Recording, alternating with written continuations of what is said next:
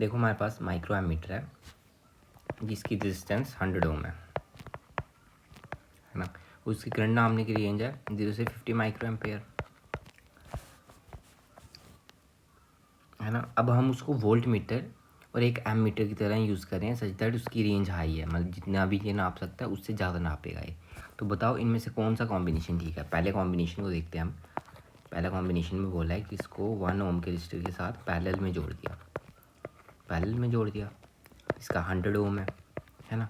तो अब देखो अगर यहाँ से आई टोटल आ रही है, यहाँ पे समझ लो 1 ओम से I1 पास किया और नीचे 100 ओम से I2 पास किया, तो क्या होगा कि मैक्सिमम जो आई होगा ना वो आई टोटल होगा ना वो I1 में चले जाएगा, है ना। इसको प्रूव भी कर लेते हैं। देखो हमें पता है आई क्या होता है, I1 होगा R1 प्लस R2 इंटू आई टोटल, वैसे I2 होगा R1 प्लस R2 इंटू आई टोटल।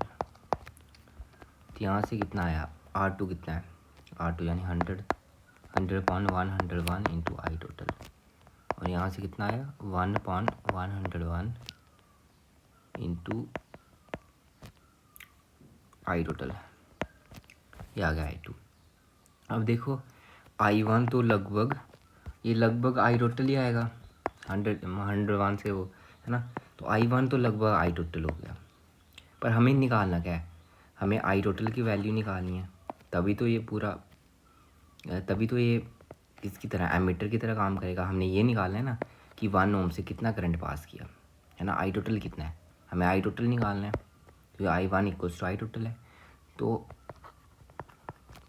और हमें I2 की रेंज तो पता चल रही होगी, इस क्वेश्चन में हमें I2 एमीटर हमें I2 की वैल्यू तो बता रहा होगा, तो हमें आई टोटल निकालना है I2 की मदद से।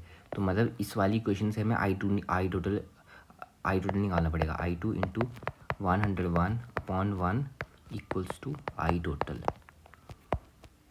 तो ये लगभग कितना आ रहा है, 100 इंटू I2 आ रहा है आई टोटल। तो I2 की रेंज कितनी है, 0 से 50 माइक्रो एम्पेयर, है ना। ये तो हमें एमीटर बता देगा, और आई टोटल के लिए हम इसको 100 से मल्टीप्लाई कर देंगे, मतलब आ गया 0 इंटू 5 इंटू 10⁻³ इंटू 10⁻⁻6 आ गया 5 माइक्रो एम्पेयर। 0 से 5 माइक्रो एम्पेयर, मतलब हमारा ए ऑप्शन ठीक हो गया।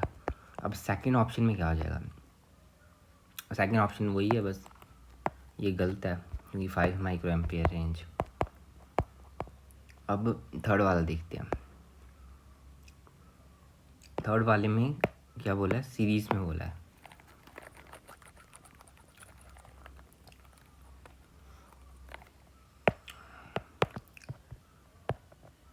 अब देखो इस बार हमें ये दिया 200 किलो ओम, साथ में एमीटर जोड़ दिया। हमें इसके अराउंड क्या निकालना है, इसके अराउंड डेल्टा वी निकालना है एमीटर की वजह से, है ना। तो हम क्या करेंगे, जो आई इधर से फ्लो कर रहा होगा वही एमीटर से फ्लो कर रहा होगा, हमें आई की वैल्यू पता चल जाएगी। तो डेल्टा वी क्या आता है, आई इंटू आर, हमें आई की वैल्यू पता चल जाएगी एमीटर की वजह से, और उसके साथ हम आर मल्टीप्लाई कर देंगे, हमारे पास क्या आ जाएगा, डेल्टा वी आ जाएगा। तो हैंस किसकी मतलब फिर ये वोल्ट मीटर की तरह एक्ट करेगा। तो एक बार हम निकाल देते हैं इसकी रेंज। तो हमें पता है आई की रेंज कितनी होगी, 0 से 50 इंटू 10⁻⁻6। अब उससे आर मल्टीप्लाई हो जाएगा, आर की वैल्यू 200 इंटू 10⁻3, मतलब ये आ जाएगी डेल्टा वी की रेंज, और वही हमें चाहिए। 0 से लेके ये तो 0 हो जाएगा, और ये कितना हो जाएगा 250 10⁻⁻6 इंटू 50 इंटू 200 -3, यहाँ से ये कैंसिल हो जाएगा, तो ये कितना आ जाएगा 10, 0 से 10 वोल्ट की रेंज आ रही है, तो हमारा ये ऑप्शन भी ठीक हो जाएगा। अब इस वाले ऑप्शन में हम क्या देते हैं, इसकी जगह 200 की जगह हम 10 कर देंगे, बस 200 की जगह 10 किया,